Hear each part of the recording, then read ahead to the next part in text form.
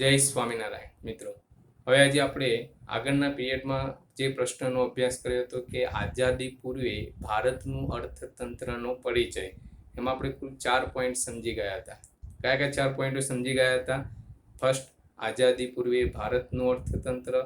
Second, East India company. Third point હતો કે આધુનિક ઉદ્યોગોનો વિકાસ. અને ફોર્થ, રેલવેનો વિકાસ. બરાબર છે. આ 4 પોઈન્ટ આપણે અભ્યાસ કરી ગયા મિત્રો. હવે બાકીના 4 પોઈન્ટનો અભ્યાસ આજે આપણે કરીશું મિત્રો. પાંચમો પોઈન્ટ હતો કે ખેતી ક્ષેત્ર.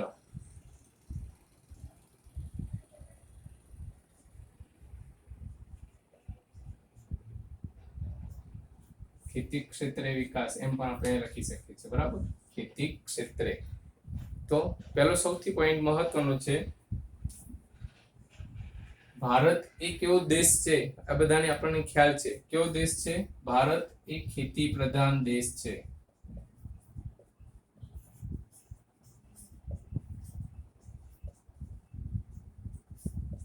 બરાબર છે, ભારત ખેતી પ્રધાન દેશ છે. 70% વસ્તી ખેતી પર નભે છે. ખેતી ભારત દેશના લોકોનો મુખ્ય વ્યવસાય છે. કેટલાક ઉદ્યોગોને કાચો માલ પૂરો પાડે છે અને કેટલાક લોકોને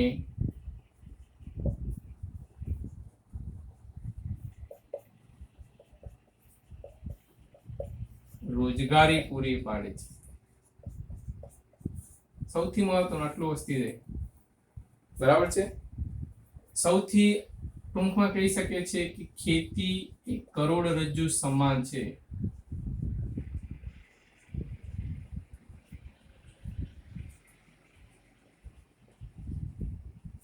સૌથી મેઇન પોઈન્ટ થાય. બરાબર છે. પરીક્ષામાં પૂછી શકાય છે કે ખેતી એક કરોડરજ્જુ સમાન છે તે વિધાન સમજાવો. આટલી બાબત એની અંદર લખવી પડે. પહેલો પોઈન્ટ હતો કે ભારત ખેતી પ્રધાન દેશ છે. 70% વસ્તી ખેતી પર નભે છે.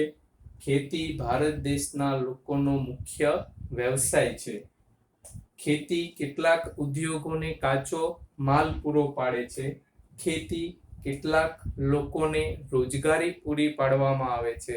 માટે કહેવામાં આવ્યું છે કે ખેતી શું છે? કરોડરજ્જુ સમાન છે તે વિધાન સમજાવો. મોસ્ટ આઈએમપી પ્રશ્ન, 2 માર્ક્સ તરીકે. બરાબર છે. ત્યાર પછી આપણે આગળ જોઈએ. ખેતી ક્ષેત્રની વાત કરીએ તો આઝાદી પહેલા મીન્સ 1925 થી 1929 ના સમયગાળા દરમિયાન, એટલે આઝાદી પહેલાનો સમયગાળો છે, ખેતી ક્ષેત્રે રાષ્ટ્રીય આવકમાં હિસ્સો 57% જેટલો છે. બરાબર છે. આ પણ ઓબ્જેક્ટિવ તરીકે પૂછાય. ખેતી ક્ષેત્રનો રાષ્ટ્રીય આવકમાં હિસ્સો કેટલા ટકા જેટલો જોવા મળે છે? 57% જેટલો જોવા મળે છે.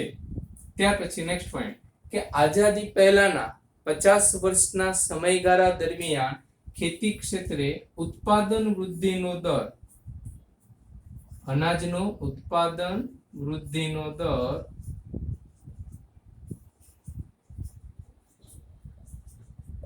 0.33% હતો. બરાબર. આઝાદી પહેલાના 50 વર્ષના સમયગાળા દરમિયાન અનાજના ઉત્પાદન વૃદ્ધિનો દર કેટલા ટકા હતો? 0.33% હતો. ત્યારે તે જ સમયગાળા દરમિયાન વસ્તી વૃદ્ધિનો દર 0.67% હતો. વસ્તી વૃદ્ધિનો દર કેટલા ટકા હતો? 0.67%. એનો મતલબ એવો થાય છે કે આઝાદી પહેલા પણ ભારત દેશની અંદર અનાજના ઉત્પાદન વૃદ્ધિના દર કરતા દેશમાં વસ્તી વૃદ્ધિનો દર વધુ હતો. તો વસ્તી વૃદ્ધિનો દર વધારે હતો માટે અનાજની માંગને પહોંચી વળવા માટે વિદેશમાંથી આયાત કરવામાં આવતી હતી. તો મતલબ શું થયો? તો એમ કહી શકાય છે કે ભારત દેશની અંદર આઝાદી પહેલા પણ ખેતી ક્ષેત્રનો વિકાસ અપૂરતા પ્રમાણમાં થયો હતો. બરાબર છે. ખાસ ખ્યાલ રાખો વસ્તુ. બરાબર, ક્લિયર? પહેલી 2 માર્ક્સ તરીકે પૂછાય. ખેતી એક કરોડરજ્જુ સમાન છે તે વિધાન સમજાવો. ત્યાર પછીના પોઈન્ટો છે કે 1925 થી 1929 ના સમયગાળા દરમિયાન રાષ્ટ્રીય આવકમાં ખેતી ક્ષેત્રનો હિસ્સો કેટલા ટકા છે? 57%. ઉત્પાદન વૃદ્ધિમાં અનાજનો દર કેટલો? 0.33%. વસ્તી વૃદ્ધિનો દર 67%. અનાજના ઉત્પાદન વૃદ્ધિના દર કરતા વસ્તી વૃદ્ધિનો દર વધુ પ્રમાણમાં જોવા મળે છે. પરંતુ અનાજની માંગને પહોંચી વળવા વિદેશમાંથી આયાત કરવામાં આવતું હતું. તેનો મતલબ એમ થયો કે આઝાદી પૂર્વે ભારત દેશની અંદર કે શું હતું પરિસ્થિતિ? ખેતી ક્ષેત્રનો વિકાસ અપૂરતા પ્રમાણમાં થયો છે. થઈ ગયું મિત્રો? ક્લિયર? તો આ ખેતી ક્ષેત્ર વિશે વાત હતી. ત્યાર પછી નંબર 6 માર્ગ પરિવહન.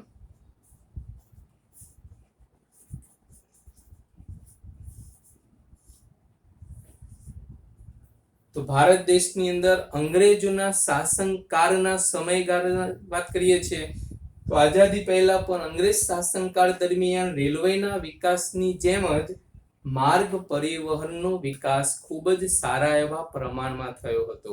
બરાબર છે? તો રસ્તાઓ એની વાત કરીએ, રસ્તાઓના બાંધકામની જવાબદારી સરકારને સોંપવામાં આવી હતી. એ તો આપણને ખ્યાલ છે મિત્રો.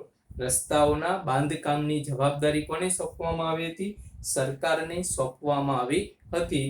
આઝાદી પહેલા રસ્તાઓની લંબાઈ બરાબર છે તો 4,47,105 કિલોમીટર છે.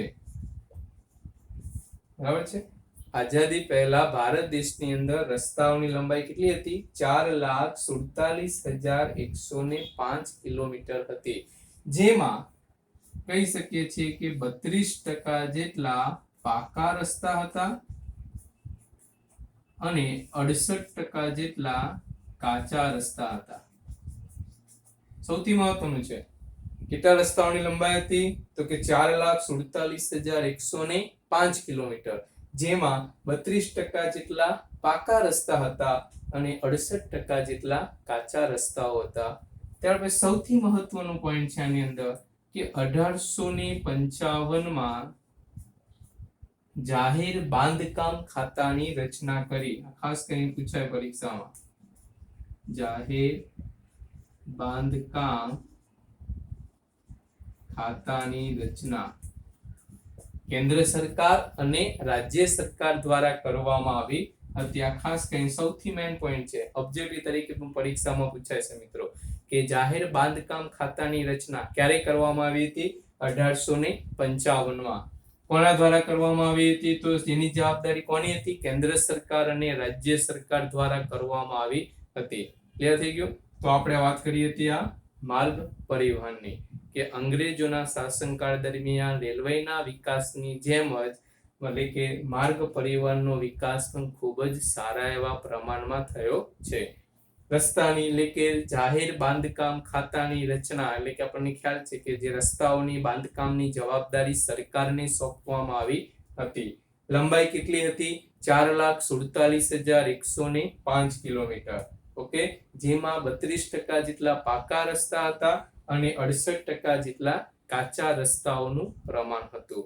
બરાબર? ત્યાર પછી સૌથી મેઇન પોઈન્ટ જાહેર બાંધકામ ખાતાની રચના ક્યારે થઈ? 1855 માં. કોના દ્વારા? કેન્દ્ર સરકાર અને રાજ્ય સરકાર દ્વારા કરવામાં આવી હતી. થઈ ગયું મિત્રો? ક્લિયર?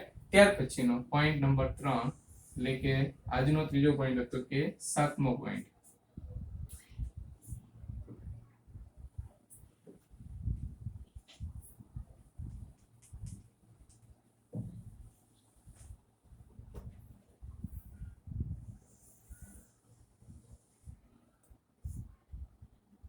નંબર 7 આધુનિક બેંકોનો વિકાસ.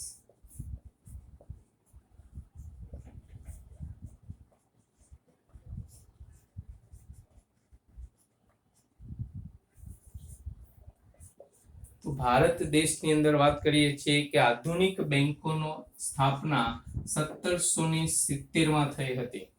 આધુનિક બેંકોનો આરંભ ક્યારે કરવામાં આવ્યો હતો? 1770 માં.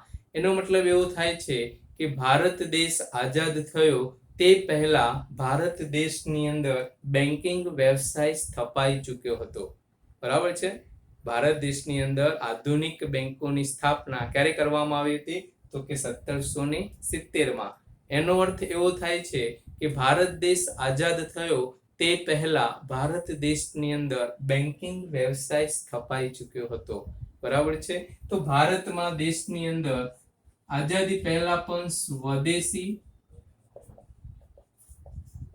અને વિદેશી બેંકોની સંખ્યા 700 કરતા પણ વધારે હતી. બરાબર. સૌથી મહત્વનું, કેટલી બેંકો હતી? સ્વદેશી અને વિદેશી બેંકોની સંખ્યા 700 કરતા પણ વધુ જોવા મળે છે. તે સમયગાળા દરમિયાન કઈ બેંકો હતી? તો આપણે ખાસ કઈ યાદ રાખવાની કે જે અત્યારની સરકારી બેંકો છે તેના નામ લખવાના 5-6. બરાબર. Punjab national bank, Allahabad bank, bank of Baroda, state bank of India, bank of Saurashtra, bank of England વગેરે જેવી ઘણી બધી બેંકો હતી જે સમયગાળા દરમિયાન, જેમાંની મધ્યસ્થ બેંક તરીકે ઓળખાતી બેંક આરબીઆઈ ની સ્થાપના પણ આઝાદી પહેલા કરવામાં આવી હતી. તો કે તે સમયગાળા દરમિયાન પણ મધ્યસ્થ બેંક કઈ હતી ભારતની? આરબીઆઈ. આરબીઆઈ ની સ્થાપના ક્યારે કરવામાં આવી હતી? 1 એપ્રિલ 1935 ના રોજ આરબીઆઈ ની સ્થાપના કરવામાં આવી હતી. આ પણ તમારે ઓબ્જેક્ટિવ તરીકે ખાસ યાદ રાખવાનું છે કે ભારતની મધ્યસ્થ બેંક કઈ હતી? આરબીઆઈ. આરબીઆઈ ની સ્થાપના ક્યારે કરવામાં આવી? 1 એપ્રિલ 1935 ના રોજ રિઝર્વ બેંક ઓફ ઇન્ડિયાની સ્થાપના કરવામાં આવી હતી. થઈ ગયું મિત્રો? કઈ ક્લિયર? ત્યાર પછી આપણો છેલ્લો એટલે કે 8મો પોઈન્ટ છે માનવ વિકાસ.